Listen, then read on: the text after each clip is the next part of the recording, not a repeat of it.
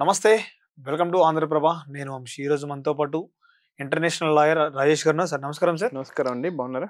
బాగున్నాను సార్. నేను మిమ్మల్ని పిలిచిన కారణం ఏంటంటే ఇంటర్నేషనల్ టాపిక్లు ఉన్నాయి, తర్వాత మన తెలంగాణకు సంబంధించిన టాపిక్లు కూడా ఉన్నాయి. ఫస్ట్ తెలంగాణ మాట్లాడుకుందాం మనం. రైట్, ఇప్పుడు మనం చూసుకున్నట్టయితే మనం ఈ మధ్య కాలంలో భర్తల్ని భార్యలు చాలా దారుణంగా చంపేస్తున్నారు. సో చంపేటప్పుడు ఒక ప్రియుడు పక్కన పెట్టుకొని అక్రమ సంబంధాల వల్ల చంపేస్తున్నారు. సో ఈ మధ్య కాలంలో అంటే దీని ద్వారా సుప్రీంకోర్టు వచ్చిందంటే కొన్ని విధాలుగా లేడీస్కి ఎక్కువగా చట్టాలు ఉన్నాయి, మగవాళ్ళకి చట్టాలు తక్కువ ఉన్నాయి. సో ఏడిపించినానో కొట్టినానో మా సెల్ఫ్ కోసం చంపేశాను చెప్పుకుంటూ వస్తున్నారు.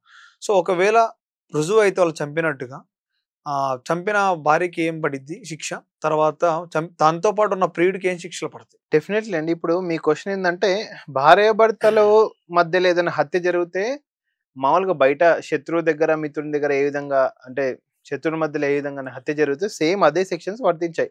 భార్యాభర్తలకు సపరేట్ సెక్షన్స్ అయితే ఏం లేవు. ఇక్కడ విషయం ఏంటంటే అబెట్మెంట్ అంటే ఏంటిదైతే భార్య ఇప్పుడు నిజంగా భార్య చంపితే భర్తని కానీ భర్త భార్యను చంపినా సేమ్ A1 కిందకి వస్తారు. దానికి ఎవరైనా హెల్ప్ చేసిన వాళ్ళు ఉంటే డెఫినెట్ గా వాళ్ళ అంటే కో పార్ట్నర్స్ కానీ వాళ్ళు A2 A3కి వస్తారు. సపోజ్ ఇంకొంచెం ఏమన్నా ఇంకా దాంట్లో మెయిన్ గా పర్సన్ ఎవరు అంటే ఏంటిది, ఇప్పుడు భార్యాభర్తలకి ఇష్టం ఉన్నా సంసారం చేయాలని ఇష్టం ఉన్నా మధ్యలో ప్రియురాలో ఉండి వాళ్ళు రోల్ బాగా ప్లే చేసి భర్తకు కానీ భార్యకు కానీ ఉసగొల్లిపి చంపిపించినట్టయితే, సపోజ్ ఫర్ ఎగ్జాంపుల్ మనకు అమృత ప్రణయ హత్యలో హత్య చేసినోడు A3 ఉన్నాడు, యాక్చువల్ గా A3 A4 ఉన్నాడు, బట్ చేపించిన అతను వాళ్ళ తండ్రి అమృతరావు అనే పర్సన్ A1 గా ఉన్నారు. సో అట్లాంటి రోల్స్ అంటే ఏంటంటే it will depend upon investigation లో ఎవరి రోల్ ఎక్కువ ఉంది. ఇప్పుడు మొత్తం టోటల్ ప్లాన్ ఆఫ్ స్కెచ్ చేసింది ఎవరు, మామూలుగా దళారులు అంటారు కదా, దీనికి ఏమన్నా వాళ్ళకి వీళ్ళకి పర్సనల్ గా ఉన్నాయా? కొందరు ఒక భర్తకు గానీ భార్యకు గానీ వాళ్ళ మీద శత్రుత్వం ఉందంటే వీళ్ళిద్దరు కావాలని పంచాయతీ పెట్టి గొడవలు సృష్టించి దాంట్లో ఏదో ప్రాణాల వరకు అవుతుంది. సో దాంట్లో ఎవరి ప్రమేయం ఉందని ఇన్వెస్టిగేషన్ తేలుతుంది. ఇన్వెస్టిగేషన్ ఎప్పుడవుతుంది? ఎఫ్ఐఆర్ తర్వాత. సపోజ్ ఎఫ్ఐఆర్ లో భర్త గాని భార్య గాని ఫస్ట్ A1 ఉండొచ్చు అక్యూజ్డ్, బట్ కంప్లీట్ మళ్ళీ చార్జ్ షీట్ లో A1 A2 A3 A4 change అయ్యే అవకాశం ఉంది. ఎందుకంటే after FIR the police will investigation everything, okay, and within 60 days or 90 days they will report a charge sheet. అంటే ఎవరికి judge గారు submit చేస్తారు. అక్కడ అప్పుడు వాళ్లకు A1 A2 A3 బట్టి అటెంప్ట్ మర్డర్ కానీ అబెట్మెంట్ కానీ సహకరించిన వాళ్ళకి శిక్షలు 100% పడతాయి. అవి completely belongs to BNS, arrest while IPC, Indian penal code. ఇప్పుడు భారతీయ న్యాయ సంహిత ప్రకారం ఉంటాయి చట్టాలు యాక్చువల్ గా.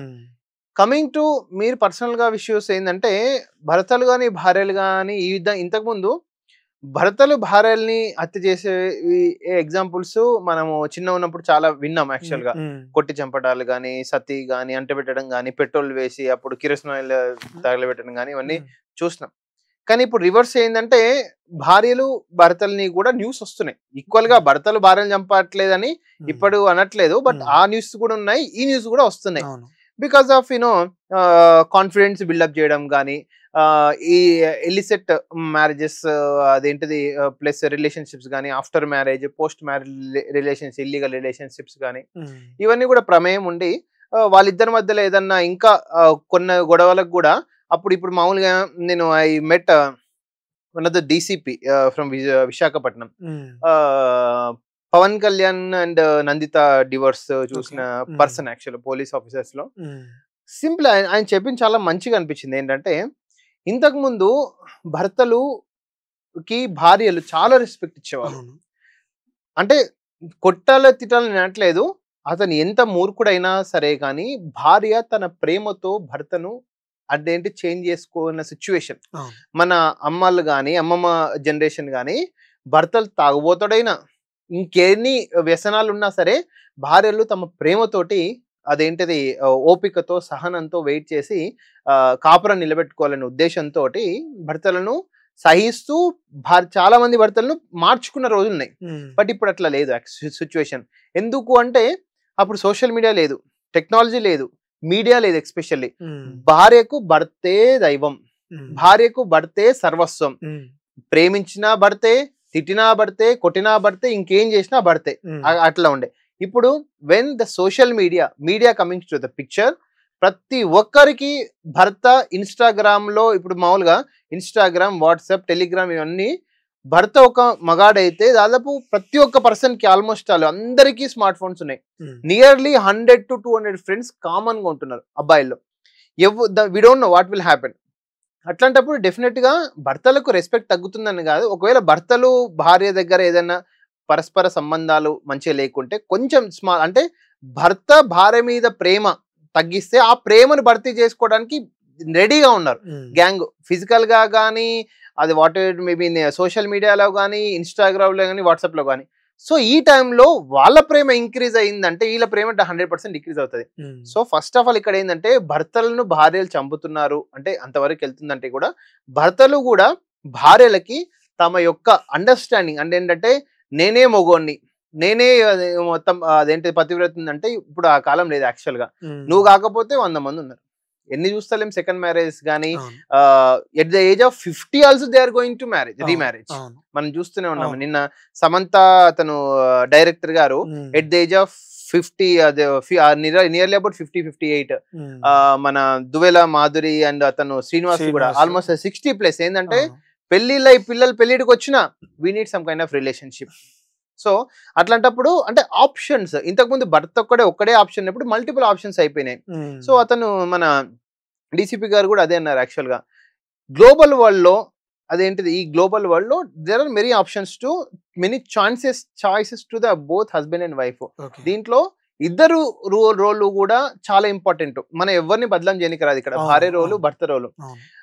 నిన్న I had watched one of the Tamil movie, చాలా బాగా చిత్రీకరించారు యాక్చువల్గా. భర్తలు భార్యలు ఎవ్వరు విజయం కాదు అంటే సగం రెస్పాన్సిబిలిటీ, 50-50 రెస్పాన్సిబిలిటీ, ఇల్లో వర్క్ అయినా కెరీర్ లో అయినా 50-50 రెస్పాన్సిబిలిటీ అనేది పక్కకు పెడితే అర్థం చేసుకునే రెస్పాన్సిబిలిటీ. ఒక టైంలో భర్త ఇంట్లో 70% రెస్పాన్సిబిలిటీ తీసుకోవాలి, భార్య 30% రెస్పాన్సిబిలిటీ తీసుకోవాలి.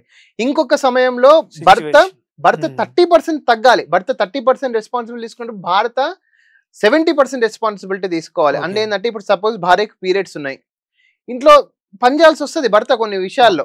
అంటే అర్థం చేసుకొని ఇద్దరు సహధర్మచారిగా కాపురం నిలబెట్టాలనే ఉద్దేశంతో సగం అర్థం చేసుకొని సగం.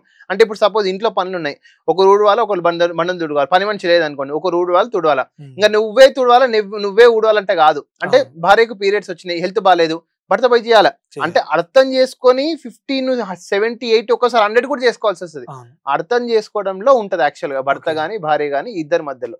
సో ఈ గ్యాప్ డిక్రీజ్ చేస్తే మనం ఈ హత్యలు అనేటివి చూడము, ఈ మ్యూచువల్ డివోర్స్ చూడము, ఈ కంటెస్టెడ్ డివోర్స్ అనేటివి చూడమని నా యొక్క అభిప్రాయం. Okay, thank you sir. Welcome.